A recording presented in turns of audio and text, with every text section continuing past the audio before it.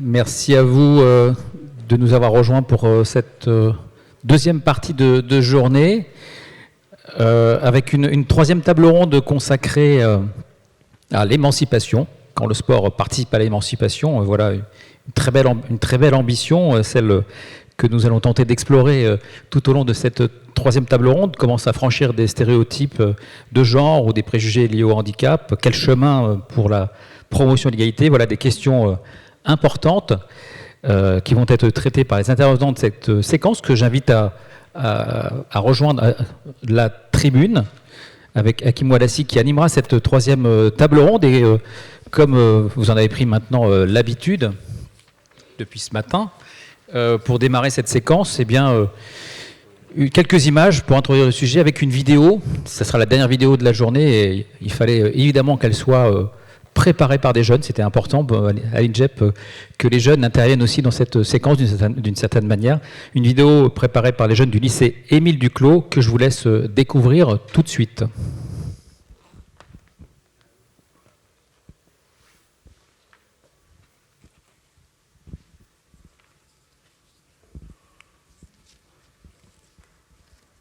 Elles sont nos mères, elles sont nos sœurs et elles sont nos filles. N'est-ce pas les filles ? Une femme, c'est indescriptible. Les femmes, elles ont jamais vraiment été considérées dans le monde du sport. Oui, vous êtes faible, votre place n'est pas ici. Et que leur corps était trop fragile pour pouvoir supporter les chocs. Je trouve ça absolument grotesque. J'ai déjà du mal à suivre le vrai foot, alors avec les femmes, vraiment, c'est pas ça qui m'arrangera avec elles. Enfin, il faut comprendre que telle gardienne de but ne peut plonger car elle rebondirait. Ils sont marrants, hein, mais ce genre de discours, on peut encore les entendre aujourd'hui. Les entraîneurs, pour les faire courir plus vite, il les met en ligne comme ça, et puis il monte les cages, il fait « Regardez, il y a les soldes de galerie dans la faillette !» Il y a des sports vraiment qui sont plus adaptés aux femmes. Mais non, c'est faux. Quoi, par exemple? La vaisselle, par exemple. Un match de foot avait été reporté parce que l'on considérait que les femmes allaient abîmer le terrain juste avant que les hommes jouent. Ça a été très dur pour les femmes de se faire une place dans le domaine du sport, parce que ça concernait tout d'abord leur place dans la société. Un jour, je voulais jouer au foot, mais les garçons, ils voulaient pas me faire la passe. Le sport féminin a quand même évolué tout le long de l'histoire. Il y a de nombreux exemples, comme les gladiatrices dans la Rome antique ou la pratique de l'équitation pour certaines femmes du Moyen-Âge. Mais néanmoins, c'était très peu courant. C'est très simpliste d'associer une phrase à toute l'histoire. Puisque l'histoire est constituée de millions et de millions de différentes civilisations, dans lesquelles la femme avait un rôle et une place différentes. Et dire que la femme a toujours été mise de côté dans le sport, c'est forcément se tromper, puisque l'histoire est bien trop complexe pour qu'on utilise cette phrase comme un terme général. Mais dire que les femmes n'ont jamais été discriminées, c'est aussi se tromper. Les inégalités dans le sport sont extrêmement nombreuses, et on peut parler de la différence de salaire. Mais en soi, il ne faut pas oublier que le sport féminin est un sport qui émerge. Et cela signifie donc qu'elles ont moins de sponsors, puisque le sport féminin rapporte peu, le salaire des joueuses est plus faible. Elles sont obligées d'avoir un deuxième travail pour pouvoir payer leurs factures. After this World Cup, we hope that the league is more stable than it was before. We hope that the state of women's football is bigger and better than it was before in terms of, performances by teams and marketing dollars and TV. Il y a aussi un problème de médiatisation. Les femmes ont beaucoup moins de visibilité que les hommes. Je pense que le sport masculin plaît plus en général parce que c'est quand même si on pratique le même sport, par exemple avec le basket, avec les gars, c'est beaucoup moins spectaculaire notre jeu. En 2012, 7% des diffusions sportives étaient consacrées au sport féminin. En 2014, 15%. Je ne m'attache pas uniquement aux chiffres, à la quantité, mais aussi à la qualité. Les chaînes ont décidé de faire des émissions régulières, d'ouvrir vraiment leur antenne au sport féminin. On ne demande pas à toute l'humanité d'aimer le sport ou de le regarder, mais juste le respecter. Parce que on travaille, on se lève tous les matins comme les garçons pour aller s'entraîner, pour courir, on fait des fractionnés. Il y a beaucoup de gens qui sont tout à fait incapables de remettre en question les relations réelles de l'homme et de la femme. Sans mentir, et je pense qu'on est tous d'accord avec ça, les femmes et même les hommes qui jouent, ils en ont rien à faire des commentaires sexistes. Tout ce qu'ils veulent, c'est jouer. Le sport a toute sa place dans la vie des femmes, et les femmes ont toute leur place dans le sport. Les Françaises se qualifient pour les demi-finales.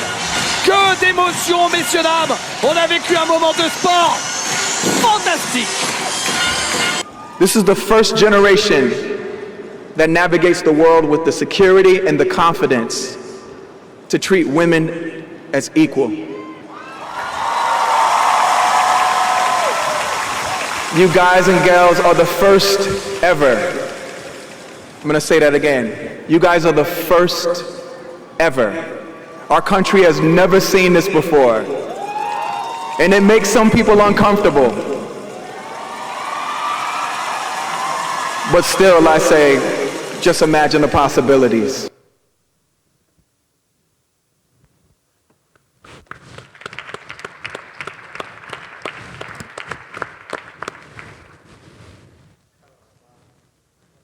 Directement les débats de manière rapide pour pouvoir laisser la parole justement aux intervenantes et intervenants. Alors quand le sport participe à l'émancipation, là donc c'est écrit de manière affirmative, on pourrait ajouter un point d'interrogation. En effet, l'objet de la table ronde, c'est plutôt d'interroger encore une fois la notion d'émancipation par le sport, qui est moins évidente peut-être qu'intégration, même si alors a priori elle peut peut-être même être pas confondue, mais on pourrait dire que ça ressemble beaucoup, ou que par certains aspects d'ailleurs l'intégration et l'émancipation se recoupent.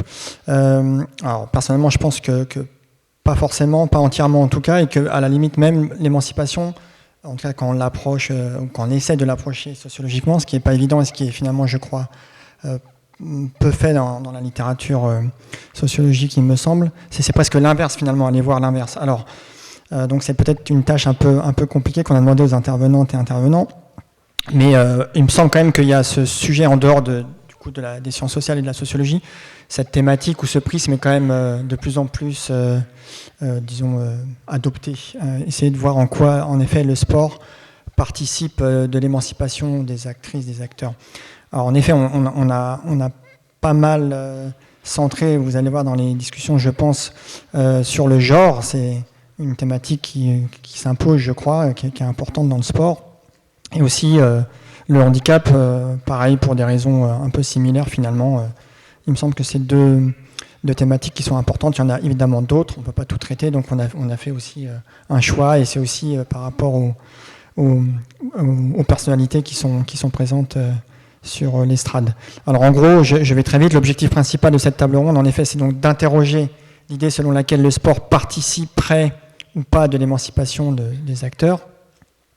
Alors des acteurs, peut-être pas tous, justement ceux plus particulièrement qui sont pris ou qui vivent des expériences de domination, qui ont à faire face à des inégalités dans l'univers sportif, mais aussi en dehors, dans le monde social plus généralement. Qui sont pris dans des inégalités, qui vont faire face à ces inégalités aussi pour vivre évidemment le sport, leur sport, ou les sports, les activités sportives à égalité avec les autres. Alors, quels autres, peut-être qu'on pourra aussi en discuter. Donc voilà, peut-être pour le faire de manière plus simple, peut-être reformuler les choses. Le sport permet-il de s'affranchir des contraintes et des inégalités sociales? Voilà, on va... Alors avant peut-être de, en effet, lancer les discussions, je vais évidemment présenter les intervenantes et intervenants dans l'ordre alphabétique. Alors Karine Guérandel, vous êtes maîtresse de conférences en sociologie à l'Université de Lille. Vous êtes aussi membre du laboratoire CERIES. Vos travaux portent sur notamment le sport, ou principalement le sport et le corps, la jeunesse populaire urbaine, les politiques publiques et la socialisation sexuée. Et vous êtes notamment l'autrice d'un ouvrage publié aux presses universitaires de Grenoble, je crois, en 2016, Le sport fait mal, un jeu de mots, la fabrique des filles et des garçons en EPS. Pauline Lemuelik, vous êtes présidente fondatrice des Graines de footballeuses. Alors je dis aussi assez brièvement, qui est une association qui promeut le football féminin, accompagne et soutient aussi les jeunes joueuses dans leur pratique. Élie Patrijon, vous êtes directeur général du comité paralympique et sportif français, donc qui est l'instance du mouvement sportif qui représente, anime et coordonne l'ensemble des acteurs qui proposent en loisirs et en compétition une offre sportive à destination des personnes en situation de handicap. Et enfin Elsa Vallot, vous êtes doctorante en littérature et critique, littérature comparée, littérature et théorie critique à l'Université de Californie du Sud à Los Angeles. Alors vous allez me corriger si je me trompe, vous travaillez sur une thèse qui essaye de voir les relations, enfin de documenter, d'interroger encore une fois peut-être les relations entre le hip-hop et les sports de combat. Ouais. C'est ça. Ouais, c'est ça. D'accord. Et vous êtes alors par ailleurs ou pratiquantes de boxe thaï, c'est important. Peut-être que vous exprimerez aussi à ce titre, à vous de choisir. Et aussi, peut-être tout aussi important, je ne sais pas, autrice du roman Le corps, le sang, la rage aux éditions Hors d'atteinte. Alors je le dis aussi, pareil, je n'ai pas encore lu, mais je connais le thème principal qui porte sur la boxe thaïlandaise et les violences policières. Oui, c'est ça. C'est ça ? Ok. Alors, du coup, je remercie évidemment les 4 participantes et participants d'avoir accepté l'invitation et de contribuer à cet échange. Alors, pour en effet entrer dans le vif du sujet, je vais peut-être commencer par vous adresser une première question, assez simple finalement. Alors, du coup, pour se tourner peut-être du côté encore une fois, des pratiquants, des publics, et vous demander d'essayer de répondre à la question suivante: qui sont les individus, quelles sont peut-être leurs propriétés sociales, pour le dire à manière d'un sociologue, qui sont les individus concernés par l'émancipation par le sport, de votre point de vue, et en quoi serait-il justement alors inscrit dans des logiques qui relèvent de l'émancipation par le sport. Voilà. Alors, je ne sais pas qui veut commencer. S'il y a des volontaires, je donne la parole. La suite de la question, c'est en quoi ? En quoi en quoi, disons, les acteurs identifiés précédemment par vous, du coup, en quoi ils sont pris dans des logiques d'émancipation par le sport ? Or, pris ou insérés volontairement Non, je peux me lancer si personne... c'est vrai que c'est une grosse question. Du coup, moi, je ne l'avais pas préparé comme ça, mais je dirais que le sport, en fait, est traversé par toutes les inégalités qu'on retrouve dans la société au sens large. Donc, de fait, les personnes concernées par l'émancipation dans le sport sont celles qui sont concernées par l'émancipation tout court, je dirais, même si c'est une réponse un peu généraliste. Et pour ma part, je dirais bien forcément tous ceux qui se regroupent sous le sujet politique femmes, toutes les personnes discriminées en fonction du genre, de la race, de manière... tous ceux qui ont un corps non conforme, en fait, je dirais, aux normes j'ai envie de dire, dominantes, vu que je suis dans la théorie critique. Et après, je sais pas, là, si je dois répondre à la suite de la question, comment est-ce qu'elle s'émancipe c'est pas ça, excuse-moi. J'avais préparé une réponse, donc je vais la dire, c'est pas grave, même si après ça peut recouper certaines choses. Et pour moi, c'est donc des personnes qui dans le sport vont chercher des soins par rapport à la santé mentale, mais aussi un certain entourage, donc des gens qui nous soutiennent, en fait, un besoin de faire communauté, en fait, au-delà des autres biais qui permettent de faire communauté, comme l'identité de genre, l'identité ethnique ou raciale, comme on dit. Et c'est aussi des gens qui vont être attirés par le sport vis-à-vis de la représentation. Donc, par exemple, en France, en équipe de France, c'est une des équipes, l'équipe de France de foot, pardon, c'est une des équipes où il y a le plus d'hommes non blancs qui sont représentés et qui représentent l'identité nationale et la France. Et donc, on peut imaginer que beaucoup de petits garçons vont s'identifier à ces hommes représentés au plus haut niveau et qui sont visibles aussi partout dans les médias. Et je dirais que, c'est aussi pour ça, j'ai l'impression qu'on va vouloir faire du sport et que c'est ça qu'on va chercher aussi dans le sport, cette forme de reconnaissance. Et après, peut-être que je répondrai plus tard aux autres choses. Je vais m'arrêter là. On m'entend bien ? Ouais, donc du coup, je vous rejoins complètement sur tout le monde est concerné, en fait, plus particulièrement. Alors moi, ma thématique, c'est les jeunes femmes et les femmes, donc je vais vous parler d'elles, mais en fait, elles sont toutes concernées, puisque dans le cadre, par exemple, de la pratique que je défends aujourd'hui, donc le football, en fait, une jeune fille, une jeune femme, elle se dira jamais spontanément que c'est un sport qui est fait pour elle. En fait, encore aujourd'hui, elle ne se sent pas légitime dans ce sport. Et donc, nous, ce qu'on fait, par exemple, c'est qu'on réunit ces jeunes filles, on réunit ces jeunes femmes pour leur montrer qu'elles ont leur place dans ce sport.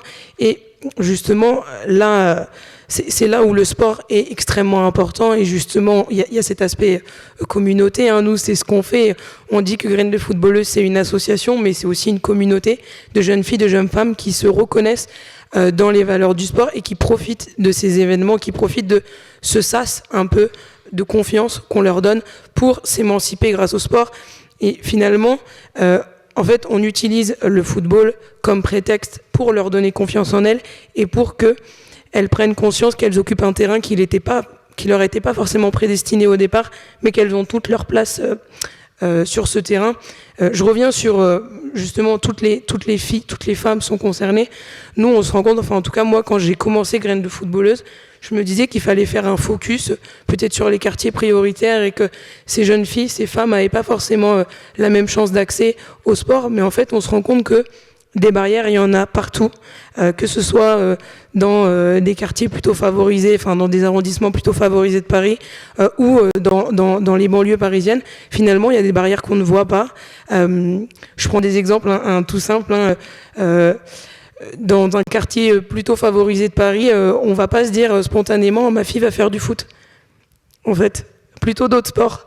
Mais donc c'est à nous aussi là de favoriser cette pratique et de montrer à ces jeunes filles qu'elles ont leur place sur ces terrains-là, au même titre que les filles qui sont dans d'autres banlieues parisiennes. On se dit qu'elles n'ont pas forcément accès, bah, nous on leur montre. Et le but c'est justement réunir ces filles qui ont des origines sociales différentes, qui ont des parcours de vie complètement différents, et leur montrer que quel que soit le chemin de vie qu'elles prennent, ou en tout cas ce qu'elles ont fait jusqu'ici, qu'elles ont toute leur place et qu'elles doivent profiter du sport justement pour s'élever entre guillemets dans la société, je pense.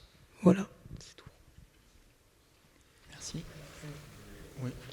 Non, je voulais souscrire. Pardon, j'ai enlevé le masque. Déjà, merci pour l'invitation. Je voulais souscrire à ce qui vient d'être dit, peut-être avec un préalable, c'est que le sport peut être émancipateur, mais il ne l'est pas nécessairement.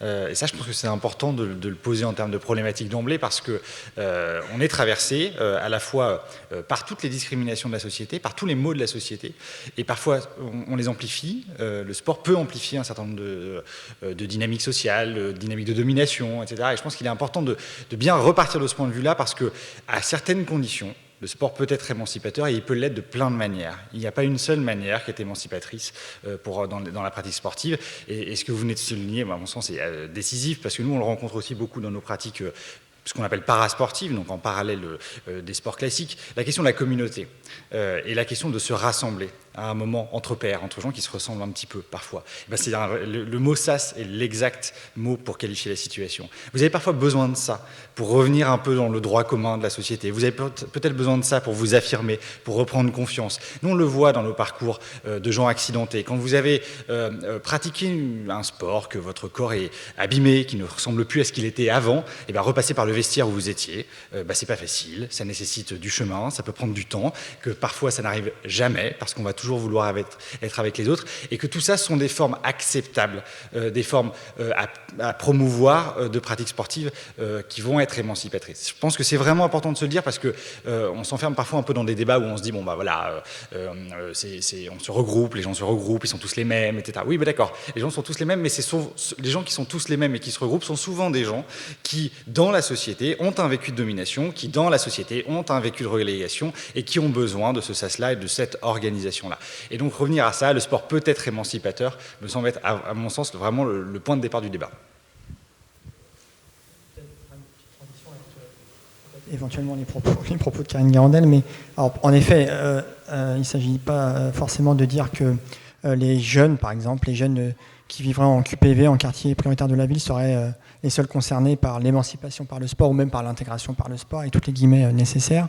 Mais quand même, je pense qu'il y a quand même en effet des catégories sociales qui rencontrent davantage de difficultés que d'autres.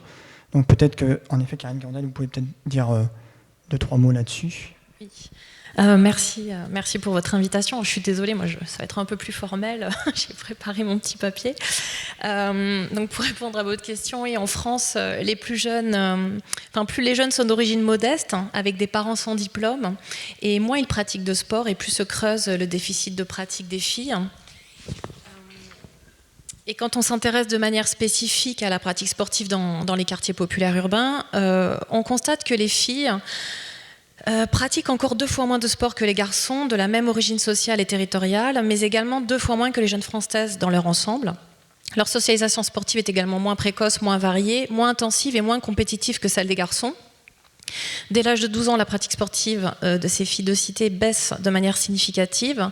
Et enfin, les espaces sportifs en libre accès dans les cités sont essentiellement appropriés par les garçons, ce qui renforce leur visibilité dans le quartier et par contraste accentue la discrétion des filles. On peut donc en conclure qu'appartenir aux classes populaires et vivre dans une cité apparaît doublement discriminant pour la pratique sportive des filles. Comme le remarque Yael Amselem Mengui, il en va de même pour les filles des milieux populaires ruraux. Pour autant, certaines jeunes filles et certains garçons des QPV pratiquent du sport de manière institutionnalisée. Et donc, dans le cadre de mes enquêtes, je me suis intéressée aux effets de l'engagement sportif pour ces jeunes, qui varient, je rejoins ce que vous disiez, selon les contextes de pratique et les propriétés sociales des pratiquants. Alors, pour répondre à la question sur la logique d'émancipation par le sport, de manière très très générale, je dirais que premièrement, la socialisation sportive pour les jeunes des quartiers apparaît comme un lieu de vie et de sociabilité qui élargit le cercle d'amis, contribuant ainsi à construire le capital social des adolescents. Le sport peut aussi permettre de sortir du quartier dans le cadre des compétitions pour aller aux entraînements quand le club se situe à l'extérieur du quartier. Donc je rappelle que le potentiel de mobilité des adolescents des cités est inférieur à ceux des autres quartiers et que celui des filles est inférieur à celui des garçons puisqu'elles sont particulièrement protégées et surveillées par leur famille dans leur mobilité et leur accès aux pratiques des espaces, aux pratiques et aux espaces. Aussi, grâce au sport, les jeunes s'affranchissent parfois d'une sociabilité de voisinage et intègrent un espace de relations plus anonyme, offrant des occasions de mixité sociale et sexuée. Le sport peut aussi constituer un capital culturel incorporé, fonctionnant comme un capital symbolique aux yeux des enseignants, des camarades et des parents. La socialisation sportive, avec notamment le respect des règles institutionnelles, participe aussi d'une socialisation temporelle proche des normes scolaires. Et ce faisant, le sport peut, toujours sous certaines conditions, favoriser le maintien ou l'entrée dans un parcours scolaire marqué par une réussite relative. Et dans le cas contraire, il peut également permettre une insertion professionnelle. Parce que les clubs proposent aussi souvent aux adolescents, d'un bon niveau sportif et considéré comme sérieux, de passer des formations d'initiateurs pour pouvoir entraîner les plus jeunes. Donc, ce faisant, le sport permet d'accroître le capital économique des filles et des garçons, et donc de gagner en autonomie ou encore de s'acheter du matériel sportif. Et enfin, je termine là-dessus, pratiquer une activité physique amène également les filles et les garçons à construire des dispositions corporelles et sexuées hétérogènes, produisant des jeunes femmes et des jeunes hommes respectables, pour reprendre votre terminologie. Mais bon, je reviendrai plus tard là-dessus. Merci beaucoup. Alors, peut-être tout de suite pour faire aussi une forme de transition, je crois, c'est de passer à la deuxième question en essayant de vous faire répondre du coup, à la question suivante, c'est comment le sport permet-il de combattre les stéréotypes alors de genre sur le handicap ou les situations de handicap, sur les origines, sur tout un ensemble de propriétés sociales des pratiquants. Là encore, ça prend beaucoup de formes. Le sport a une capacité à transformer la perception de l'autre sur sa manière de pratiquer, mais aussi sa manière d'être en société. Nous, on a évidemment l'exemple du sportif paralympique que l'on va commencer à percevoir non plus par rapport à ses incapacités. Et c'est ça le vécu d'une personne en situation de handicap. Alors, vous êtes ramené en permanence à ce que vous n'êtes pas capable de faire ou plus capable de faire après un accident. Et ça, c'est votre vécu médical. Vous rencontrez tous les jours des médecins qui vont vous dire que vous ne pouvez plus faire ça. Bon, le sport permet de renverser ce paradigme-là et de dire que vous êtes en capacité de faire quelque chose. Mine de rien, symboliquement, c'est la transformation complète de votre vie dans la société et de votre capacité à voir les choses de manière un peu différente. Parce que quand vous êtes dans un vécu d'incapacité, quand vous êtes dans un vécu où justement on va commencer à vous accompagner, on va commencer à vous prendre en charge, on va commencer à faire attention à vous, peut-être beaucoup plus que ce que vous ne souhaitez d'ailleurs, parce que vous êtes un individu qui conserve de l'autonomie, parce que vous êtes un individu qui conserve une capacité de jugement, etc., etc. Eh bien, le sport va montrer ça de manière explicite. Vous ne doutez pas, dans un sportif de haut niveau, paralympique, qu'il est capable de faire quelque chose, puisque vous l'avez visuellement sous les yeux, il est en train de réaliser un truc un peu incroyable. Alors, le truc incroyable, il est relatif à ses capacités physiques, ou capacités cognitives d'ailleurs, mais il est en train de faire un truc incroyable. Le sport de haut niveau nous change vraiment la perception du handicap dans la société. Ça ne suffit pas. Ça ne suffit pas parce que, en même temps, le pendant de ça, c'est que on se dit aussi, on les présente comme des surhommes parce qu'ils ont eu un parcours un peu exceptionnel, qu'il leur a fallu beaucoup d'abnégation, de courage, les mots qu'on souhaite plus entendre nous, mais le courage, le mot un petit peu valise derrière laquelle on place toute personne qui a vécu une histoire personnelle un peu difficile, mais on arrive quand même à transformer le regard des personnes en situation de handicap dans la société grâce au sport. C'est une première évolution assez fondamentale. La deuxième, qui est déjà plus ou moins acquise. Celle qui n'est pas acquise, c'est de se dire que au-delà de la question du haut niveau, au-delà de la question des super-héros, la question du quotidien, parce qu'on n'a pas tous les capacités d'être sportif de haut niveau et de faire les Jeux, y compris aux Jeux paralympiques, c'est pas la kermesse. Vous y accédez que parce que vous êtes un très bon sportif. Et donc, le sport dans le quotidien de la vie des personnes en situation de handicap, comme capacité d'émancipation, capacité de bien-être individuel, personnel, physique, de prévention de la dépendance, ça, c'est pas encore complètement dans les mœurs. C'est pas dans les mœurs du corps médical, qui a plutôt tendance à préserver. C'est pas dans les mœurs du tout des aidants et des proches qui ont peur pour leurs proches, c'est naturel, évident. C'est pas évident pour l'école, qui est devenue inclusive pour 400 000 enfants en situation de handicap, mais qui n'a pas encore pu aller, pour plein de raisons objectives et structurelles, jusqu'au bout et faire pratiquer le sport, parce qu'on préfère aussi faire attention aux enfants qu'on a sous notre responsabilité. Bref, cette réalité-là, elle n'est pas encore complète, et c'est un peu un des champs de conquête que l'on a de notre côté. Et puis peut-être juste, et après j'arrête, on a aussi un autre champ de conquête que côté handicap et sport handicap, c'est la question chez nous des propres phénomènes de sous-domination ou de surdomination, je ne sais pas comment on peut les appeler, à l'intérieur du groupe, puisque les handicaps, en fait, ce sont des singularités extrêmement fortes. À l'intérieur, vous avez des hommes, des femmes, vous avez des handicaps qui sont très différents les uns des autres, et vous avez des parcours de vie qui sont particulièrement singuliers. Et donc, vous avez aussi la nécessité, de notre point de vue, c'est notre responsabilité, d'être un peu attentif aussi à ces dynamiques internes. J'ai beaucoup de choses à dire. C'est éteint. Vous m'entendez? C'est bon? Merci. Je voulais juste rebondir sur la question des sportifs de haut niveau. Vous m'entendez? Ouais, c'est bon. Parce qu'en fait, pour moi, justement, le sport ne combat pas forcément les stéréotypes dans ce sens, parce qu'il y a ceux, pour les sportifs de haut niveau, en fait, il y a deux cas de figure. Il y a ceux qui détournent les stéréotypes et qui, du coup, qui font figure d'exception, dans le sens où souvent ils sont récupérés dans une logique marchande, d'inclusivité. Là, je pense beaucoup aux campagnes de publicité de la marque Nike, où on a notamment des sportifs handi, etc. Et enfin voilà, on a plein de sportifs comme ça de haut niveau en tête, avec des super beaux discours derrière ces spots publicitaires, mais en fait qui cherchent à vendre, comme le disait le représentant de Urban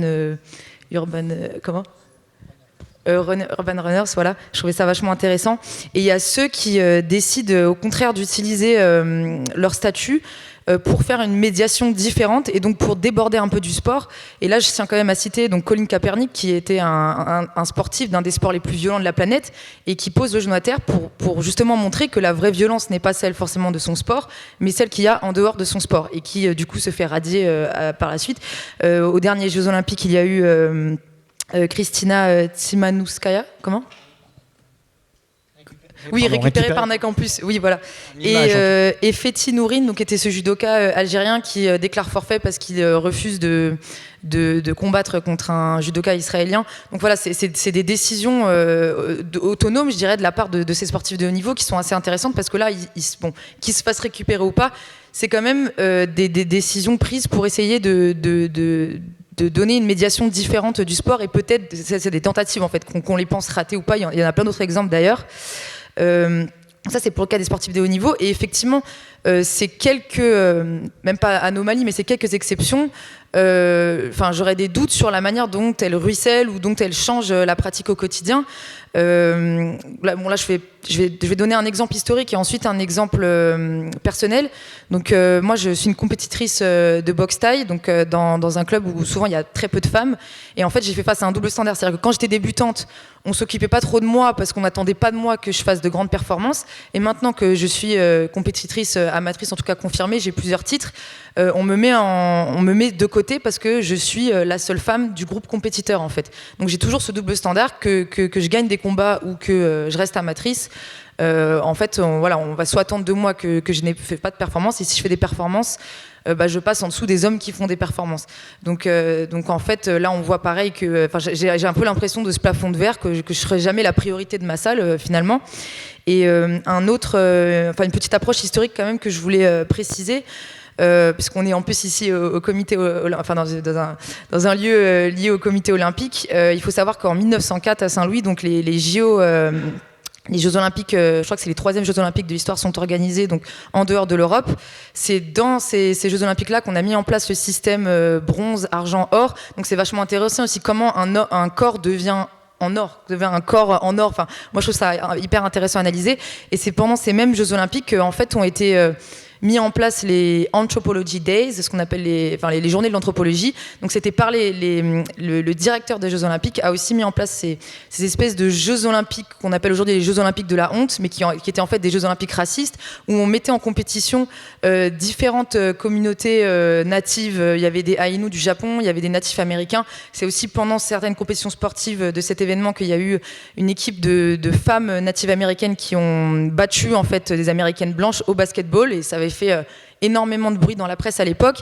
Et donc j'aimerais rappeler aussi que voilà, dans la compétition sportive, il y a quand même aussi cette idée derrière de normer des corps, de les mesurer, de en fait décider quel corps sera meilleur que l'autre. Et dans le cas des Anthropology Days, c'était vraiment le but de ces journées-là était de prouver la supériorité du corps blanc par rapport au corps non blanc. Donc je trouve que c'est hyper important de rappeler qu'il y a cette histoire aussi raciste dans dans le sport. Et on peut la voir dans le genre, par exemple avec l'exclusion des athlètes trans. Je pense qu'il est hyper intéressante en fait. À quel moment le sport détermine, et même les compétitions même amatrices en fait, qui va pouvoir participer ou non en fonction de certains critères qui des fois en fait sont historiquement très chargés et qui n'ont peut-être pas forcément une logique concrète par rapport à la pratique de tous les jours. Enfin, il y a un manque d'adaptation à ce niveau-là en fait. Donc je ne sais pas si ça répond. Oui, bien sûr. Merci. Pauline, vous voulez peut-être réagir? Je vais rebondir justement sur ce qui a été dit. Donc oui, le sport participe, en tout cas peut-être peut gommer certains stéréotypes, mais en fait je pense vraiment que le sport n'est juste pas suffisant, parce qu'avec toute l'humilité qu'on a dans l'assaut, sinon on n'existerait pas en fait. Sinon il suffirait juste aux petites filles d'aller sur un terrain de foot, de toucher un ballon et de jouer pour lutter contre les stéréotypes. En fait non. On se rend compte, nous, en tout cas dans nos événements, que c'est beaucoup plus que ça. C'est taper dans un ballon, mais c'est les accompagner derrière. Il faut qu'il y ait un réel accompagnement qui leur montre, encore une fois, qu'elles ont la place sur un terrain. Je vais prendre l'exemple en fait, nous, on a une section babies, donc on a des petites de 2 ans et demi à 6 ans tous les samedis matins, donc c'est assez rigolo à voir quand même, une petite de 2 ans et demi qui tape dans un ballon. Et les petites viennent nous voir le matin en nous disant... Bah oui, mais dans la cour de récré, de toute façon, moi j'ai entendu que le foot c'était pas pour les filles, et moi j'ai pas ma place sur un terrain. Mais en fait, nous, en leur mettant... Alors, la première action, c'est de leur mettre un ballon dans les pieds, parce que nous, on considère que si on leur met un ballon dans les pieds à 2 ans et demi, elles auront moins de chances de se poser la question si ce sport est fait pour elles ou pas, parce que ce sera fait dès le plus jeune âge, donc normalement, il n'y a pas de question à avoir. Mais il y a quand même le fait de devoir les rassurer tout le temps, et en fait, on se rend compte que ce soit à 2 ans et demi, 5 ans, 13 ans, parce que nous, nos actions concernent vraiment les filles de tous les âges et même parfois les majeurs, elles ont besoin d'être rassurées. Elles ont besoin d'être dans un cadre qui leur permet de prendre confiance en elles et de se sentir légitimes. Et voilà, le sport est important, mais il y a aussi toute l'éducation parentale à faire derrière. Nous, on le voit encore une fois sur les babies, on a des parents qui connaissaient absolument pas le foot. Donc ils nous ont trouvés d'une manière ou d'une autre, on est très heureuse de les avoir avec nous. Mais c'est aussi un travail à faire auprès des parents, c'est un travail à faire dans les écoles. On intervient sur les sujets de discrimination en école primaire et dans les collèges. Et c'est ça qu'il faut transformer, parce qu'une fille, elle peut être sur un terrain, même des garçons, enfin dans un autre sport, tout ce que je dis est bien sûr, et je pense en tout cas, est transposable à plein d'autres sports. La personne en question peut être en train de jouer, peut être en train de pratiquer le sport en question, mais s'il n'y a rien derrière, en fait, si on les accompagne pas derrière, première option, la personne peut être un peu traumatisée parce qu'elle fait une séance d'essai, encore une fois un garçon, une fille, et elle se dit, ok, j'ai fait mon sport, mais j'ai reçu des critiques, plein de choses différentes, et finalement je reviendrai pas. 2, en fait, la personne passe même pas le cap de venir faire un essai. Je vous cite un exemple. Moi, j'ai une petite qui est venue à une sortie dans un club pro il y a 2 semaines. Elle a 15 ans. Elle est fan de foot depuis qu'elle a 8 ans. Elle n'a jamais passé la porte d'un club de foot. Et quand je lui ai demandé pourquoi, elle m'a dit non, regarder à la télé, c'est bien. Voir à la télé, c'est cool, mais moi, j'ai pas ma place sur un terrain. Mais pourquoi t'as pas ta place? Et en fait, on se rend compte que c'est exactement la même chose pour les adultes. Je suis désolée, encore une fois, moi je parle vraiment des filles, des femmes, mais un joueur, un homme qui fait du foot le dimanche, on va l'appeler un footballeur du dimanche, et il a le droit de faire du foot, et on va jamais lui demander son niveau, on va jamais lui demander des comptes sur son niveau. Par contre, une femme qui fait du foot, et moi j'y ai été confrontée, je faisais du foot avec mes collègues, tous des hommes, et la première chose qu'on me dit, c'est « Mais tu sais jouer ? Mais à quel niveau ? À bon niveau ? Parce que sinon tu vas pas sur le terrain. » Et pourtant, moi, quand je vais sur les terrains et que je vais dans les fives et toutes les autres choses, je vois plein d'hommes qui ont un niveau, entre guillemets, désolé, passable, mais eux, on leur demande rien, on leur demande pas des comptes, en fait. Et donc, c'est en ça que je veux dire que vraiment la pratique est déterminante et on se sert du football comme prétexte, on se sert du sport comme prétexte, mais il y a un vrai travail sur les mentalités à faire et sur l'éducation, aussi bien parentale que des enfants, quoi. Voilà. Merci. Karine Glandal, peut-être alors je vais pour orienter votre réponse, vous êtes libre de faire la réponse que vous souhaitez, mais peut-être si vous avez des éléments sur la base de votre terrain, sur des manières de rejouer les relations de genre dans les salles de sport, et peut-être même pour compléter aussi la notion d'accompagnement, peut-être le rôle des éducateurs sportifs, si vous avez peut-être des éléments là-dessus ou autres. Oui. Je crois que j'aurai pas le temps d'en parler, mais oui. Effectivement, dans mes travaux, je montre que la socialisation sportive génère des apprentissages sexués et corporels ambivalents qui peuvent renforcer les normes sexuées valorisées dans le quartier et en contrarier d'autres. Je vais prendre l'exemple des espaces sportifs de l'entre-soi sexué, c'est-à-dire, alors par exemple, la socialisation au sein du club de foot, qui, moi, dans mon enquête, est un entre-soi masculin, passe par le rejet et le dénigrement des filles et de l'homosexualité, mais aussi de manière ambivalente par l'incorporation d'un souci du corps, de sa santé, de son apparence, qui les rapproche aussi des préoccupations et des pratiques des jeunes des classes plus favorisées.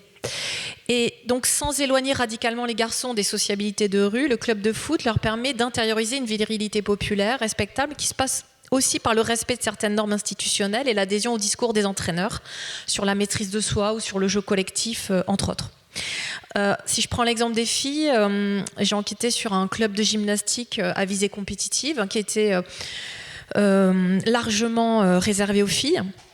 Ce club leur permet de se construire un collectif valorisant et protecteur, structurant leur vie quotidienne, de s'adonner librement une pratique mettant en scène un corps actif, discipliné et esthétisé, donc valorisant les codes de la féminité dominante, tout en apprenant la résistance à la douleur, le goût pour la compétition, l'usage de la force physique et la prise de risque quand il s'agit par exemple de tenter des mouvements acrobatiques et complexes. Donc en fait, en devenant gymnaste de bon ou haut niveau, les filles des cités intériorisent des nouvelles dispositions sexuelles, corporelles et cognitives, en lien aussi avec l'ascétisme que requiert la pratique, les rapprochant des filles des classes moyennes. Si je prends l'exemple des espaces mixtes, mixité sexuée, la coprésence des filles et des garçons dans les situations sportives peut, sous certaines conditions, aider les jeunes à interroger leur représentation du masculin et du féminin par les comparaisons qu'elle autorise, et de fait questionner la hiérarchie entre les sexes, très souvent naturalisée, ce qui a déjà été dit. Les filles peuvent pratiquer avec les garçons et se confronter à eux, voire se montrer plus performantes qu'eux. Et en se montrant performantes dans des activités considérées comme masculines, elles remettent également en question la sexuation essentialisée du monde sportif. Bon, évidemment, je ne parle pas du fait que la mixité spontanée peut aussi être un espace de déstabilisation des jeunes des cités, notamment pour celles et ceux qui incarnent des masculinités ou des féminités dominées, enfin, qui ne correspondent pas au code, aux stéréotypes. Et enfin, dans les contextes sportifs extérieurs au quartier, le sport peut aussi permettre de s'engager dans des relations de flirt, loin de la surveillance des pères et de la famille, puisque, pour citer les travaux d'Isabelle Claire, le silence entoure les relations amoureuses des jeunes vivant dans les quartiers. Donc finalement, on peut considérer effectivement que le sport, sous certaines conditions, permet de s'émanciper de certaines injonctions de genre à l'œuvre au sein des quartiers populaires urbains, mais je précise quand même effectivement que le rôle des encadrants est essentiel dans ce processus, et moi c'est quelque chose sur lequel j'aime bien travailler, et effectivement on voit la différence entre les encadrants qui pensent la mixité ou la manière de proposer des situations organisationnelles aux filles ou aux garçons dans une visée égalitaire, ou en tout cas en visant la déconstruction des stéréotypes, et puis celles et ceux qui sont, que ça n'intéresse pas. Merci beaucoup pour vos différentes réponses à la question que je vous ai posée. Alors peut-être pour essayer de C'était un peu comme ça qu'on l'avait un peu imaginé, 3 niveaux de questions, 3 axes de discussion qui, selon nous, permettaient en effet d'aborder la question de l'émancipation ou de la déplier, disons. Donc peut-être la dernière question sera la suivante, c'est en quoi le sport est-il un terrain d'expression et d'affirmation pour alors ces sportives ou des sportifs en situation de handicap voilà. Oui, allez-y. Non, mais je voulais réagir, mais ça va répondre à votre question sur ce qui vient d'être dit, en fait, et y compris parce que moi je suis un acteur un peu institutionnel là-dedans. Il y a une question de responsabilité des acteurs sportifs, et en particulier des fédérations, en particulier des clubs qui délivrent la pratique. La question de la formation, de la sensibilisation et de la formation, à l'ensemble du champ des discriminations, à l'ensemble du champ des logiques de domination, c'est fondamental. Parce que on le voit, on est notamment rentré dans le spectre, dans le champ du sport institutionnalisé, fédéré sur les violences sexuelles par le champ de la répression, parce que ça s'est plutôt imposé au monde sportif que lui-même en a pris conscience assez naturellement. Et donc, on est rentré par le champ de la répression, évidemment écarter, sanctionner tout individu qui se livre à des actes répréhensibles, quels qu'ils soient. Ce faisant, on a souvent pris les exemples les plus dramatiques et on a buté sur tout ce qui est des logiques insidieuses de relégation, d'exclusion en permanence. Et moi, je le vois, on a fait une formation avant de partir au jeu cette année sur où commencent les propos sexistes, où commencent les comportements qui vont générer des comportements des réactions de relégation, etc. Et on se heurte à des murs d'incompréhension. Vraiment. Alors même qu'on est censé être un corps social dans le milieu du sport relativement sensibilisé à la question de la discrimination. Nous sommes des acteurs paralympiques par essence. On n'a pas un vécu pleinement inséré dans la société, pleinement inséré dans le monde sportif. Et on est rentré dans ce champ-là par la répression et on a loupé vraiment la question de la prévention et de la formation en amont. On y est, aujourd'hui c'est à l'ordre du jour, évidemment, pour l'ensemble des acteurs sportifs, mais c'est absolument décisif. C'est-à-dire qu'il faut que nos encadrants sportifs, tous, il y en a beaucoup qui le sont, mais tous soient conscients qu'ils ont une responsabilité sur les terrains, ils ont une responsabilité dans les gymnases, ils ont une responsabilité dans ce qui se passe dans les vestiaires, ils ont une responsabilité quand ils voient qu'il y a une gamine qui décroche, plutôt que les gamins qui décrochent, il faut s'interroger sur ce qui se passe. Il faut que dans notre champ, on s'interroge quand il y a un garçon, une fille qui décroche un peu plus tôt que tout le monde, que peut-être on est dans le champ de l'autisme, peut-être on est dans le champ de la déficience mentale et que la puberté se joue pas au même moment. Bref, il faut être conscient de ce genre de choses pour agir. Et moi, je suis fondamentalement convaincu que ça passe par la question de la formation et que ça passe par la question, une vraie infusion, non pas trop ruissellement, parce qu'effectivement, ça ruisselle pas naturellement, mais par moi non plus, par une vraie prise de conscience de la responsabilité collective à tous les étages de nos institutions. Et c'est à mon sens la force des institutions fédérées, c'est d'être en capacité de porter à plusieurs étages des politiques comme celle-ci. Ça ne se fait pas du jour au lendemain, ça ne se fait pas comme ça, il y a aussi besoin de secouer un petit peu le cocotier sur un certain nombre de choses, mais ça passe d'abord par là. On n'a qu'à poursuivre. Non, je dirais que forcément déjà être une femme, une minorité de genre, femme, personne non binaire, femme trans, etc. et faire du sport, c'est déjà forcément une affirmation, puisque comme on l'a dit, le sport est traversé par des stéréotypes, des inégalités, même dans son histoire en fait, il y a beaucoup de choses à déconstruire. On parlait de déconstruire la figure de Pierre de Coubertin, mais moi je dirais déconstruisons notre approche du sport, notamment en Occident. Il y a des choses à faire. Et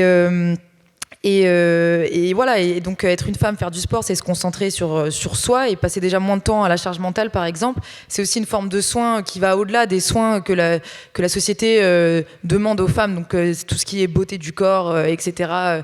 Le sport, comme on l'a vu aujourd'hui, c'est un besoin aussi de santé. Et effectivement, je rejoins tout à fait, c'est pour moi s'affirmer et faire du sport un lieu où on peut s'exprimer, ça passe énormément par la transmission en fait. Moi personnellement, c'est quand j'ai compris que les femmes avaient été interdites de ring, tout simplement interdites de ring pendant jusqu'aux 20 dernières années, que j'ai compris en fait, je me suis posé la question pourquoi en fait c'est important aujourd'hui qu'on monte sur le ring, pourquoi c'est important qu'on investisse cet espace et pourquoi nous en avons été éloignés si longtemps. Et il y a déjà une réponse à ça. La réponse, c'était parce qu'on ne voulait pas que les femmes se prennent des coups de coude, notamment donc dans la boxe thaï qui créait des grosses cicatrices pas très esthétiques, et qu'on nous disait souvent mais tu es si jolie, pourquoi faire de la boxe? Et ça, c'est clairement des injonctions, des choses qui nous découragent en fait à monter sur le ring, pas parce que qui viennent pas de nous en fait, qui viennent de l'extérieur. Donc comprendre ces raisons, ces logiques-là, voilà, moi c'est en faisant des recherches, en comprenant l'histoire, en comprenant en fait ces biais et ces stéréotypes que du coup j'arrive à mieux appréhender ma pratique. Donc je dirais que la transmission elle est très très très importante. Je voudrais juste rappeler que pour le cas des salles de boxe, donc la boxe c'est un sport où on prend des coups au corps et que c'est évident que les femmes ont un autre rapport au corps et à la violence faite au corps que les hommes et de fait puisque moins de femmes ont accès à la pratique de la boxe, il y a moins de femmes coachs. On va dire, je pense que 99% des coachs de boxe en France sont des hommes. Et donc, comment on fait dans une société qui n'est pas encore complètement déconstruite sur que ce soit les questions de transidentité, les questions de viol, etc. Comment on fait pour que des coachs de boxe comprennent ce que peut ressentir une femme quand elle se prend une droite, par exemple. Je dis pas que du coup il faut éloigner la femme de telles pratiques. Au contraire, c'est hyper important qu'on se réapproprie ces gestes, qu'on se réapproprie le fait de pouvoir taper sur un autre corps. Mais je pense qu'il y a une approche particulière. Il y a peut-être aussi, tu parlais beaucoup de ça, Pauline, de comment, pas un espèce de suivi psychologique en fait, qui ne devrait pas être réservé que aux sportifs de haut niveau. En fait, je pense que ça serait hyper intéressant d'essayer de le mettre en place, même dans certains clubs amateurs, et notamment, dans des clubs peut-être moins structurés. Je pense au club de boxe thaï qui, donc voilà, c'est moins peut-être moins structuré, il y a peut-être moins de fonds que dans d'autres pratiques sportives. Et voilà, transmission donc et affirmation. Merci beaucoup, Elsa. Pauline. On va garder le même. Vraiment d'accord sur la formation, hein, mais par contre, je tiens à saluer parce que souvent nous, c'est pas qu'on a le mauvais rôle dans l'asso, mais comme on parle beaucoup des filles, on dit souvent qu'elles sont rejetées, etc. Je tiens à dire qu'il y a des éducateurs qui font un travail absolument formidable, des hommes qui font un travail absolument formidable, et pour moi, on fera avancer le sport féminin main dans la main avec les hommes, et c'est pas juste une lutte qu'on doit avoir de notre côté, non, pas du tout. Juste pour la phrase, le sport permet aux jeunes femmes de s'affirmer. Moi, je vous citerai juste un exemple très concret. Je suis vraiment dans le concret parce que j'en vois tous les jours des jeunes filles. Il y a 1 an et demi, il y a une jeune fille qui m'a appelée en pleurs tous les soirs.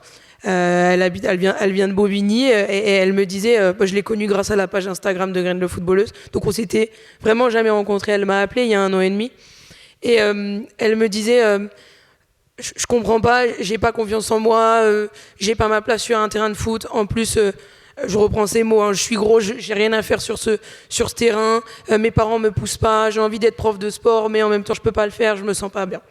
Cette fille-là, en fait, on l'a un peu pris sous notre aile et on l'a emmenée. Alors justement, je sais plus qui disait ça tout à l'heure, mais de justement les éducateurs, dans les clubs, on montre aux plus jeunes, dans le cadre de séances qui peuvent coacher justement. Et du coup, cette jeune fille, on l'a emmenée sur une séance babies, elle a pu coacher les plus petites, donc c'était une séance d'essai, mais en fait, elle s'est rendue compte que ça lui plaisait vraiment et du coup, ça lui a permis aussi de s'imaginer un avenir là-dedans. Et donc, c'est hyper important pour que le sport puisse permettre aux jeunes de s'affirmer, de leur montrer aussi à quel point ils peuvent se faire un chemin dedans. Et pas forcément un chemin, du coup, devenir footballeur professionnel ou voilà, le professionnel, c'est pas forcément important, mais de montrer que à travers le sport, ils peuvent mêler peut-être leur futur travail aussi et leur passion. Et c'est hyper important parce que cette jeune fille maintenant, du coup, elle est venue coacher, mais elle a demandé à son club référent de devenir éducatrice. Et donc, son club a accepté. Et elle suit des formations officielles pour devenir coach. Cette fille-là aussi, et j'insiste, donc le sport permet de s'affirmer par la pratique, mais aussi par toutes les personnes qu'on rencontre grâce à ce sport. Puisque le sport, je trouve que c'est absolument formidable, c'est qu'on rencontre des personnes qui viennent de partout, qui ont des chemins complètement différents. Et cette jeune femme, en venant à des activités de Graines de Footballeuse, elle a pu rencontrer d'autres personnes. Et maintenant, elle suit un programme pour de la photo, elle fait de la photo sportive. En fait, elle fait plein de choses. Et j'ai reçu un message de cette jeune fille, il y a 2 semaines, qui nous remercie et qui disait qu'enfin, elle était fière d'elle, qu'elle savait qu'elle pouvait construire son propre avenir et que... maintenant, les préjugés, elle les écoutait pas et toutes les remarques qu'elle pouvait recevoir, elle les écoutait pas et qu'elle pense que, là, elle a 17 ans, hein, qu'elle pense qu'elle peut réussir à mener à bien ses projets. Et donc, je pense que cet exemple, il est vraiment parlant, très concret, mais en tout cas, il montre à quel point le sport peut permettre de s'affirmer et de se créer un chemin. Merci beaucoup. Je crois que Ouais, je vais aller dans le sens de ce qui vient d'être dit. Effectivement, moi, dans mes enquêtes, j'ai certaines adolescentes, par exemple, qui entraînent les plus jeunes au sein de leur club et qui s'engagent dans un travail éducatif militant auprès des enfants du quartier, enfin, voilà, avec un discours qui vise à lutter à leur manière contre les inégalités entre les sexes. On a aussi des sportives des quartiers populaires, urbains, qui ont des dispositions agonistiques et lorsqu'elles sont reconnues pour leurs compétences sportives, elles peuvent s'affirmer au sein du groupe des filles, mais aussi au sein d'un groupe mixte. Et leur performance, leur dureté au mal leur permettent de questionner les hiérarchies sexuées relatives à leur supposée infériorité physique, tout en adhérant aux normes scolaires, à l'inverse des crapuleuses que plusieurs auteurs ont étudiées. On a aussi celles qui pratiquent dans l'entre-soi féminin, et qui peuvent s'adonner librement à une pratique mettant en scène un corps actif, esthétisé, voire érotisé, comme la danse ou la gymnastique. Là, le groupe de filles devient une ressource, un espace protecteur pour faire du sport, mais c'est aussi un réseau de sociabilité qui marque leur adolescence. Les filles demandent à être dans la même classe au collège, elles dorment les unes chez les autres, elles se déplacent ensemble dans le quartier, etc., ou à l'extérieur du quartier. Et d'ailleurs, pour celles appartenant à des familles attachées aux traditions, se montrer ouvertement respectueuse et attachée à la culture des parents, en affirmant par exemple ses croyances religieuses, ça permet aux filles d'obtenir l'accord de leurs parents pour faire des activités impliquant un corps esthétisé et gagnant en autonomie, même si elles opèrent certains ajustements, comme l'ont très bien montré plusieurs chercheuses, je pense par exemple aux travaux de Charlotte Parmentier. Et donc je voulais conclure sur les enjeux d'une telle réflexion, si c'est possible rapidement. En fait, quand on traite les questions d'inégalité de genre dans le monde du sport, en tout cas, moi, je suis souvent confrontée aux mêmes questions. On me demande souvent, bon, d'accord, les filles font moins de sport que les garçons, et alors, est-ce que c'est si grave que cela ? Les filles sont-elles vraiment demandeuses de plus de pratiques sportives ? Enfin, c'est... Voilà. Alors j'aurais tendance à les reformuler ainsi. Quels avantages sociaux y a-t-il à faire du sport ? Et si une fille veut faire du sport, le peut-elle et sous quelles conditions ? En fait, il me semble nécessaire de repositionner le débat dans la dynamique des inégalités. Je vais rapidement citer Bernard Lahire, un sociologue, qui dit « Pour qu'une différence devienne inégalité, il faut que le monde social dans lequel vivent privilégiés et lésés s'organiser de telle façon que la privation de telles ressources matérielles, de tels biens culturels, de telle activité, de tel savoir ou de tel service constitue un manque ou un handicap. C'est bien parce que la richesse est plus enviable que la pauvreté, que l'instruction et les savoirs sont mieux considérés que l'absence d'instruction et l'ignorance, que la bonne santé est préférable à la mauvaise santé, qu'il n'est pas seulement question de différence sociale entre riches et pauvres, instruits et non instruits, personnes en bonne santé ou personnes souffrantes ou diminuées, mais bien d'inégalité. Aussi, si on considère que le sport, en tant que pratique de loisir, compte et a de la valeur sociale, bref, qu'il constitue un capital aux yeux d'une société donnée, alors les différences de possibilités d'accès aux pratiques et de traitement dans les pratiques doivent être bien comprises comme des inégalités sociales et sexuées. Et pour le dire très rapidement autrement, si on considère que le sport peut s'apparenter toujours pareil, sous certaines conditions, à une ressource matérielle et symbolique, potentiellement mobilisable sur le plan scolaire, sanitaire, professionnel, etc., et que l'on mesure qu'il existe des différences d'accès aux loisirs sportifs entre filles et garçons et entre classes sociales, cela revient donc à mesurer une inégalité entre des groupes d'une même société. Et comme le dit Bernard Lahire, disposer de plus de choix, c'est avoir du pouvoir, plus de pouvoir sur le monde et sur autrui, c'est ouvrir le champ des possibles. Et peut-être pour aller plus loin et recentrer sur la question de la formation des corps sexués au cœur des apprentissages sportifs, on peut citer Marie Durubella qui nous dit que pour les femmes, vivre leur corps depuis l'enfance comme un objet, beau mais fragile, signe leur vulnérabilité et leur dépendance. La crainte d'être victime finit par nourrir une passivité dont on sera victime quand on sera agressé. Voilà, je m'arrête là. Merci. Merci beaucoup à vous quatre. Peut-être, sans plus tarder, peut-être prendre des questions dans le public, s'il y en a. Il y a les micros qui vont arriver. Il y a une première question là, au deuxième, troisième rang. Merci. Désolé. Merci de vous présenter, s'il vous plaît, avant de... Bonjour, Aurélie Martin, responsable de programme à la Fondation de France.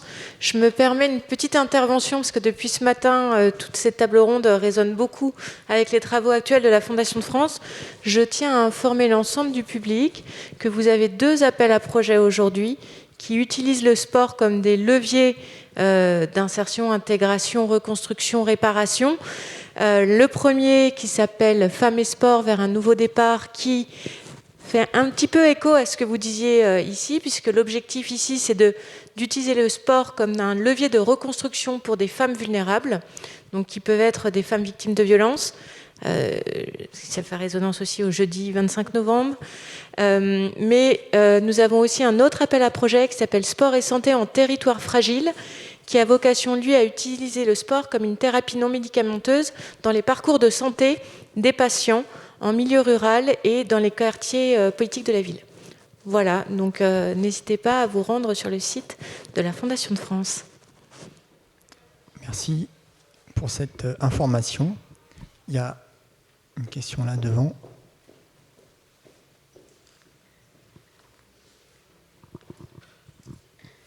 Oui, bonjour. Thibaut Jamet, ancien stagiaire à l'INJEP. Et je suis également en fait coach dans un club de foot, responsable d'une équipe féminine du coup. Donc votre table ronde m'a beaucoup intéressé pour le coup. Et en fait moi c'était une question plutôt globale, mais en fait c'est comment on peut vraiment arriver à toucher cette émancipation si finalement la pratique n'est pas totalement égalitaire. Parce que moi dans mon cas, je le vois, les filles que je coach, elles ont environ 14-15 ans. Et à côté, quand on regarde la pratique des garçons, les garçons à cet âge-là, ils pratiquent à 11, ils pratiquent sur un grand terrain, ils pratiquent dans un championnat avec des points qui comptent. Et finalement, moi, tout ça, dans ma catégorie, je ne le retrouve pas. C'est-à-dire que nous, on joue à 8, on joue sur un demi-terrain, on joue sur un championnat qui compte pour du beurre. Et en fait, à chaque fois, mes joueuses, elles viennent me voir et elles me disent Thibaut, à quoi ça sert si on peut pas...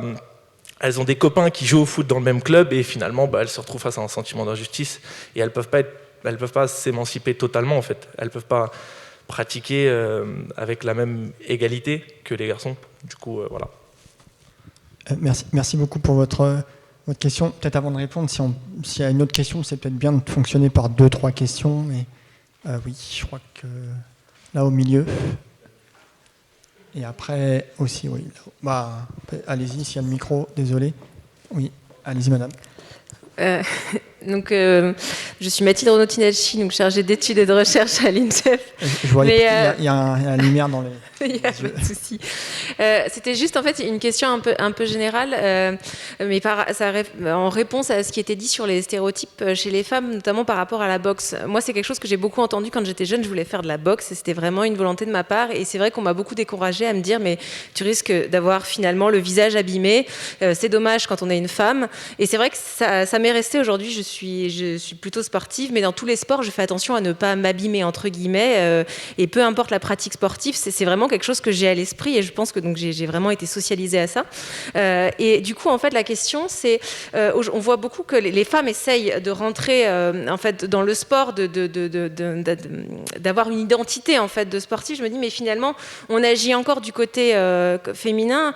Est-ce qu'il y a des pratiques, des façons de faire aussi pour sensibiliser les côtés masculins à laisser de la place à. Enfin, voilà, c'est pas simplement agir de ce côté-là, mais finalement de l'autre en disant en fait, voilà, d'avoir un autre. Enfin, et je sais pas du coup s'il y a des choses que vous mettez en place, des conditions pratiques pour faire ça. Voilà, c'est vraiment une question d'intérêt. Merci. Peut-être une dernière question, mais dans une première salle. Je ne sais pas si on aura le temps pour une deuxième, mais oui. Ouais. Timothée Brun, du coup, je suis président de l'Association nationale des étudiants en STAPS. On a parlé tout à l'heure de la question des formateurs, enfin de la formation des éducateurs et des éducatrices, où du coup, je suis d'accord complètement qu'il y a un enjeu primordial d'insérer tous ces enjeux de lutte contre les discriminations, contre les stéréotypes au sein de ces formations, ce qui n'est pas le cas actuellement. Il y a un autre enjeu, c'est que là, on a surtout envisagé les rapports genrés en tant que pratiquants et pratiquantes, mais est-ce qu'on ne peut pas envisager du coup l'émancipation par le sport dans d'autres modalités, c'est-à-dire nous on le voit en STAPS par exemple, on a une grosse répartition, on a une grosse majorité d'hommes et c'est le cas dans la plupart des formations du champ du sport. Comment on peut faire pour lever ces plafonds de verre qui font que comme dans la pratique, dans l'éducation, dans l'animation, on a beaucoup moins de femmes que d'hommes qui s'engagent dans ces métiers-là. Merci pour vos questions. Alors, qui peut-être commencer un tour de... Qui veut répondre ? Non, t'es pas obligé. Allez, moi je me lance. Déjà, je voulais répondre d'abord à la question du visage abîmé parce que forcément ça fait écho. En fait, ce qui est intéressant, c'est que la question du visage abîmé par les femmes s'ajoute aux autres stéréotypes liés à la boxe en général. Moi, on m'a dit ah mais tu fais des longues études, fais pas de la boxe, ça va te rendre débile parce que tu vas te prendre trop de coups à la tête. Enfin, il y en a plein d'autres, plus ce stéréotype donc lié au fait juste que je me présente avec un corps féminin. Et c'est exactement ça. Comment est-ce qu'on fait pour que notre identité, c'est comment, en fait, moi je dirais comment est-ce qu'on arrive à élargir l'idée que le féminin est passif en fait. Donc ça c'est surtout en plus pour le cas des corps des femmes blanches, parce que pour les femmes noires, ça va plus être l'inverse en fait. Elles vont être appréciées parce qu'elles sont actives mais disponibles. Enfin, c'est vachement compliqué en fait de voir comment est-ce qu'on est perçu en tant que femme combattante, femme boxeuse, en fonction des stéréotypes plus larges liés à notre couleur de peau, à notre corps qui est perçu comme féminin. Et donc c'est une vraie question. Moi, je pense que j'ai de la chance que ma génération de compétitrices, il y a dans certaines comment on dit, infrastructure, enfin, c'est pas une infrastructure, organisation professionnelle de combat comme le One FC, il y a des galas complètement féminins où les affiches de la main card au premier combat de la soirée, c'est que des femmes. Par exemple, samedi, moi je participe aussi à un gala complètement féminin où il y aura des combats amateurs, des combats pros. Donc ça, c'est déjà pas mal, même si les personnes qui dirigent ces organisations sont des hommes. Et donc, la phrase que vous avez dite qui me parle énormément, c'est que vous m'avez demandé comment est-ce qu'on fait en sorte que les hommes nous laissent la place. Mais je vais vous dire, c'est un réel combat. Moi, à la salle, littéralement, tous les jours, je m'engueule avec les hommes. En fait, je suis tout le temps en train de leur dire, mais il y a des débutants qui veulent prendre ma place au sac, et je suis en train de leur dire non. En fait, et ce qui est hyper intéressant, c'est que j'ai essayé plein de stratégies, notamment celle de coacher, vu que les coachs reconnaissent eux-mêmes que j'ai une maîtrise technique en fait qui est au-dessus de la moyenne, hommes-femmes compris. Et ce qui est vachement intéressant, c'est que quand je coach les enfants, ça marche très bien parce qu'ils viennent me voir, ils me disent ah maîtresse, comment on fait droite-gauche, etc. Mais quand je suis face à des hommes adultes, c'est comme si c'était impossible pour eux qu'une femme leur apprenne un mouvement de boxe ou d'art martial. Donc là, j'ai pas vraiment de réponse malheureusement. Et vraiment, je vais le dire un peu vulgairement, mais je me prends des gros blancs en fait quand j'essaie de corriger un homme parce que ou même on est en sparring et je vois qu'il fait mal son mouvement, il ne va absolument pas m'écouter, quand bien même c'est dans son intérêt en fait. Donc ça, c'est vachement intéressant. Je vois que ma parole, c'est comme si elle était silencieuse en fait. Elle n'existe pas, mon expertise n'est pas reconnue. Et donc un projet que je voudrais mettre en place, mais là j'ai beaucoup de mal, c'est de me former. Le problème, c'est que la boxe, c'est une pratique encadrée, donc on peut pas faire comme le running, en fait, juste courir lancer un gros mouvement parce que y a les problèmes de risque et de responsabilité si les personnes se blessent. Donc moi, ce que j'aimerais, c'est me former à être coach et de pouvoir lancer des cours en non-mixité, notamment pour les personnes queer. En fait, moi, c'est plus cet aspect-là qui m'intéresse que le côté boxe féminine qui a été très développé, notamment par les salles de sport d'ailleurs, avec des coachs masculins. Donc moi, j'aimerais apporter une dimension un petit peu politique, mais je pense que je serais la première en fait à faire il y en a une pour la boxe anglaise à Saint-Denis, mais pour ce qui est de la boxe thaï, rassembler un public LGBTQI+, en fait, je crois que ça n'est pas fait. Et en plus, moi, ma vocation, c'est exactement comme pour Urban Runner, c'est-à-dire que j'aimerais inviter tout le monde à pratiquer ce sport qui est ma passion, que je trouve magnifique, et à leur transmettre la maîtrise que j'ai, et si possible ensuite de faire des combattants. Enfin, c'est vraiment de leur apporter une excellence dans le sport, et j'espère que j'y arriverai, mais sinon j'ai pas d'autres réponses pour l'instant, vu que même si j'essaie d'être coach pour un public plus général, je fais face à des stéréotypes qui font que je suis même pas écoutée en fait en tant que coach femme, au-delà du coach féminin. Je sais pas si la distinction boxe féminine et boxeuse féminine fait sens. Voilà.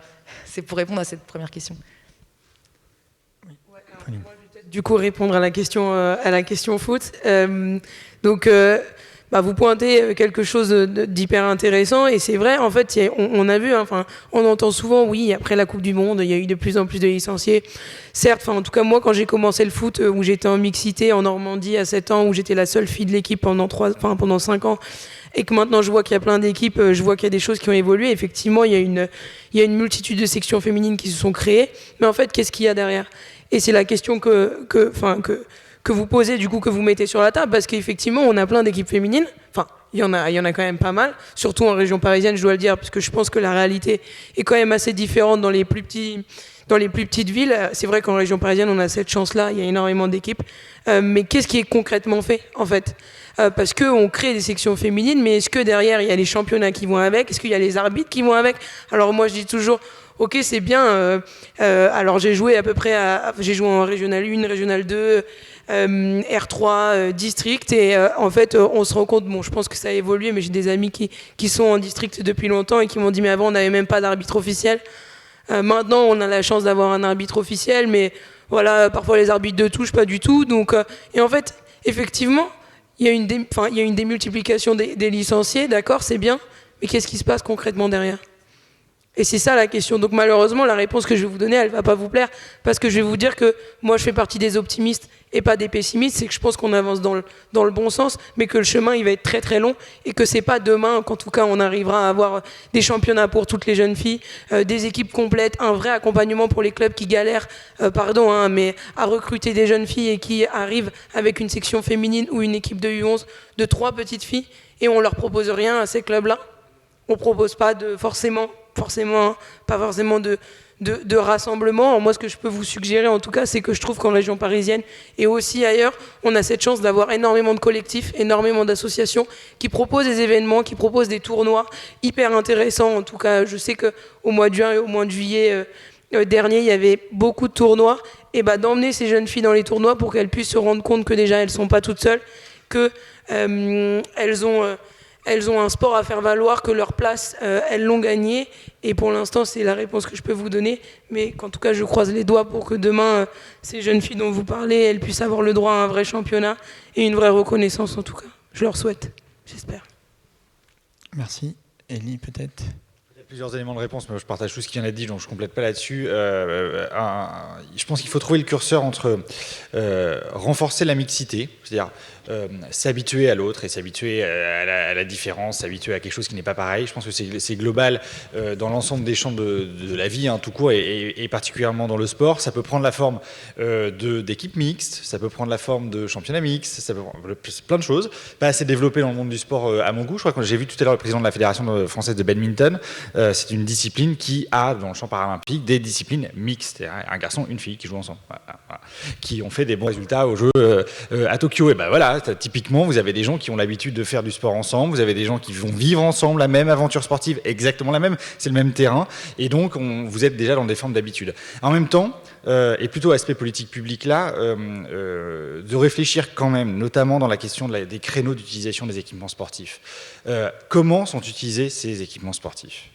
Comment sont-ils mis à disposition des structures qui les utilisent ? Et ce faisant, je suis un peu représentant de fédération, je mesure le chemin qui nous reste à parcourir de ce point de vue-là, mais comment sont mis à disposition ces équipements ? Est-ce qu'il y a une part, est-ce qu'il y a des outils, est-ce qu'il y a des incitations à ce qu'ils fassent attention, ces structures utilisatrices, aux publics qui sont éloignés ? Qu'est-ce qu'ils ont mis en place pour aller chercher des publics qui sont éloignés ? S'il n'y a pas d'appel d'air, vous n'aurez pas de championnat, parce que s'il n'y a pas plus de pratiquants, nous on le voit, nous il y a des disciplines où il y a juste un championnat de France, il n'y a rien d'autre. Rien d'autre, parce qu'il n'y a pas suffisamment de pratiquants. Et pourtant, ils sont là, il y a 15 millions de personnes en situation de handicap dans ce pays. 15 millions. Bon, ils sont là, les gens. Bon, ils ne font pas de sport. Bon, voilà. Mais s'ils faisaient plus de sport, forcément, il y aurait plus de compétition. Qu'est-ce qu'on fait structurellement pour aller les chercher ? Alors, peut-être que c'est un petit peu aller loin, mais j'en profite, on est dans un cercle de réflexion, et pas dans un cercle de décision. Moi, je milite beaucoup pour que nous ayons des surcotes dans les aides publiques de droit commun, mais pas que, sur des questions des publics éloignés. C'est déjà le cas dans un certain nombre de financements qui sont fléchés vers des publics qui sont éloignés, mais de le systématiser, y compris pour les quartiers non prioritaires, y compris pour les publics qui ne sont pas nécessairement ciblés dans tel quartier prioritaire, etc. Le faire de manière systématique. Et même chose pour les équipements, ça va pousser les structures à réfléchir au public auquel ils s'adressent, à comment ils s'y adressent, parce que ce n'est pas naturel d'accueillir des gens en situation de handicap, de faire venir des femmes qui n'ont pas l'habitude de faire du sport, c'est pas si simple que ça, évidemment, mais quand vous êtes structurellement invité à le faire, vous réfléchissez à la manière de le faire, et ça vous permet de trouver les moyens de vous y mettre et de trouver des solutions adéquates. C'est un processus, c'est une construction, ça prendra beaucoup de temps, ça prend beaucoup de temps, mais je pense que si on ne passe pas par des mesures extrêmement incitatives, on va pas appeler ça la discrimination positive, mais plutôt de l'affirmative action, vraiment un point positif, d'y aller parce que c'est bon pour votre structure aussi, et c'est bon pour les publics qui sont autour de vous, on n'y arrivera pas. Karine, peut-être ? Peut-être quelques mots sur la question sur les STAPS et sur la formation. Je voulais simplement, c'est plutôt à titre informatif, simplement dire qu'il existe en France un master EgalApps à Lyon qui je trouve en tout cas propose des choses intéressantes et qui forme de manière spécifique sur ces questions-là. Et puis du coup je pensais à l'enquête qui a été pilotée par Cécile Autogali au niveau national et qui a été financée par le SNEP et le centre EPS et Société sur justement ce taux de pratiquantes, ce taux d'étudiantes de 30% et qui a priori est en baisse depuis quelques années dans les STAPS de France. Donc il y a eu une enquête nationale sur les raisons pour lesquelles les filles ne s'orientent pas vers les STAPS et l'idée c'était de faire quelques préconisations aussi. Donc le rapport a été rédigé, je ne sais pas s'il est en ligne ou si vous en avez eu connaissance, mais voilà, je trouve que ça donne des éléments en tout cas de réponse. Et du coup effectivement, bien entendu, l'émancipation, je pense qu'on en a tous parlé par rapport à notre focale, mais c'est s'émanciper de sa classe, de son handicap, du genre, des ancrages territoriaux, des stéréotypes racisés, racistes, pardon. Donc voilà, c'est plein de choses. C'est vrai que nous, je pense chacun à notre manière, on a essayé d'y répondre par nos travaux, nos expériences. On a encore peut-être le temps pour quelques ou une question, mais est-ce qu'il y a encore une question dans la salle? Oui.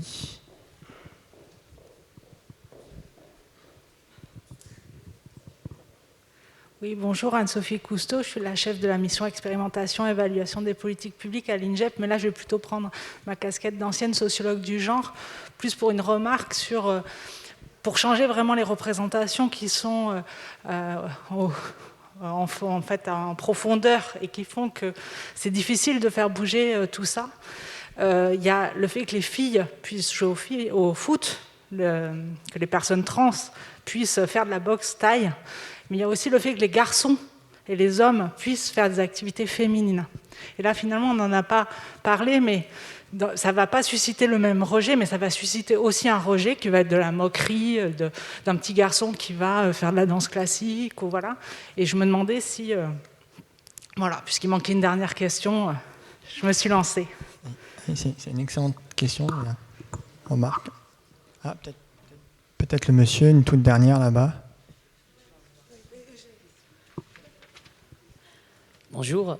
Ce n'est pas une question, mais juste pour Pauline, en fait, je suis arbitre de foot et je suis aussi chercheur. C'est juste pour vous rassurer, en fait. Moi, j'ai eu l'occasion d'arbitrer des féminines et apparemment, elles connaissent par cœur les 17 lois du jeu et les garçons, franchement, ils ne posent même pas des questions par rapport aux lois du jeu. Et là, quand j'arbitre des féminines, je suis très, très, très, en fait, concentré sur le match. Sinon, faute technique, réserve technique. Et c'est mort, quoi. C'est pour vous rassurer qu'en quoi, nous, les arbitres, on est vraiment très, très pointus sur ça, quoi. Une dernière question, monsieur.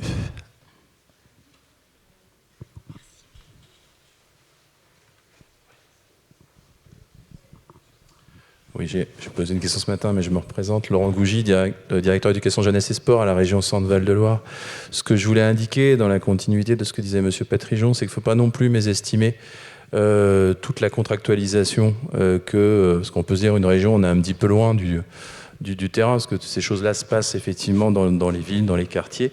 Néanmoins, on a des leviers, on contractualise, on finance un certain nombre de choses. Alors vous allez dire le parallèle, c'est pas un grand écart, parce qu'on parle de sport, on parle beaucoup de jeunesse. On a lancé des états généraux de la jeunesse et la question des élus va autour des clauses d'impact. C'est-à-dire à un moment donné pouvoir mesurer dans nos politiques qu'est-ce qu'on va faire de plus ou de moins sur les questions de jeunesse. Et bien sur ces questions de politique sportive, sur les questions d'égalité femmes-hommes, sur les questions du handicap, il faudrait qu'on puisse avoir aussi, et en tout cas c'est des réflexions qu'on peut avoir aussi dans le cadre de la conférence régionale du sport, où on travaille sur le projet sportif de territoire, de pouvoir se dire quelle place on met pour ces questions d'égalité femmes-hommes.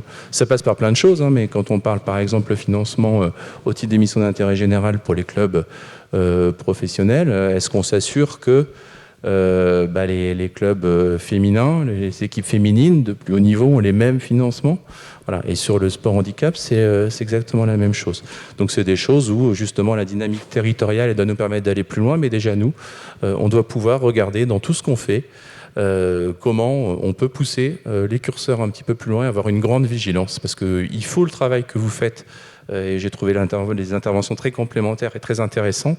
Le travail que vous faites dans les associations est précieux, les politiques de la ville, mais il faut aussi qu'à cet échelon-là, qui est peut-être un petit peu plus haut, échelon régional, qui est un lieu de contractualisation, un lieu de schéma, on prenne pleinement en compte ces dimensions. Merci beaucoup. Peut-être réponse. Moi, je partage complètement ce que vous venez de dire, y compris en allant chercher des structures qui ne sont pas mobilisées sur ces thématiques-là. C'est ça l'enjeu en fait.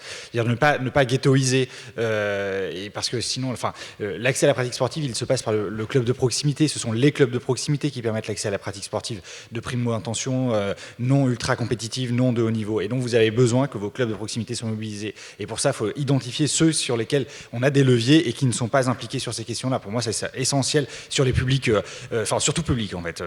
Tout public éloigné de la pratique structurellement. Peut-être sur la question de la mixité inversée, se dire que c'est la même chose en fait, à mon sens. C'est-à-dire que c'est les mêmes logiques excluantes qui sont à l'œuvre.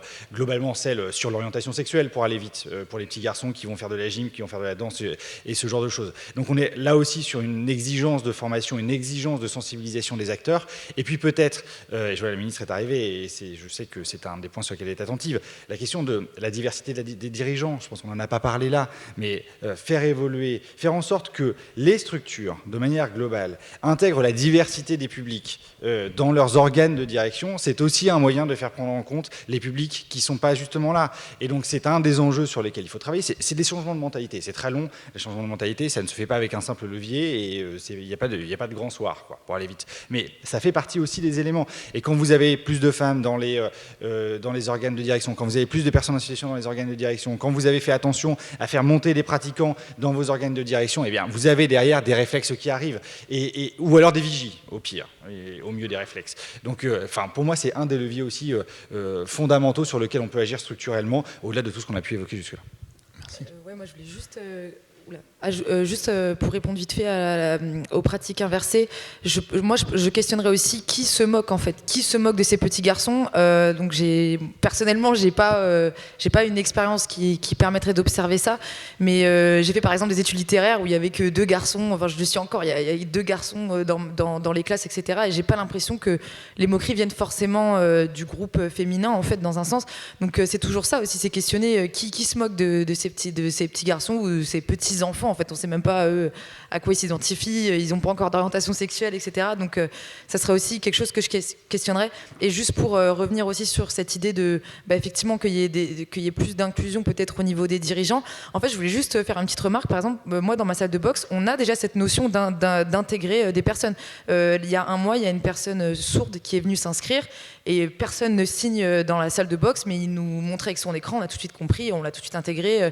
Mais le problème, c'est que je pense qu'en fait, c'est ça, c'est que l'idée de partage, la transmission dans le sport, elle est présente, mais on n'a pas tout, comment expliquer, on n'a pas toute la structure derrière qui vient forcément. Donc, certes, dans la boxe, en général, on va aimer une fille si elle est forte, elle va ramener des médailles, donc c'est très bien. Mais est-ce que derrière, il y a peut-être l'approche psychologique qui permet d'accueillir les femmes? En fait, c'est ça qui est intéressant, c'est que c'est pas forcément les personnes éveillées à ces questions contre les clubs de sport qui comprennent rien, qui sont toujours sexistes, etc. Ou comme on l'explique, c'est juste que des fois, même la volonté, elle est là. C'est juste qu'ils n'ont pas forcément les ressources, pas forcément que ce soit en termes de savoir, en termes de même comment on fait concrètement. Et effectivement, voilà, pour que les femmes, dans le club de foot, c'est qui était cité, pour que les femmes se sentent aussi légitimes que les hommes à participer.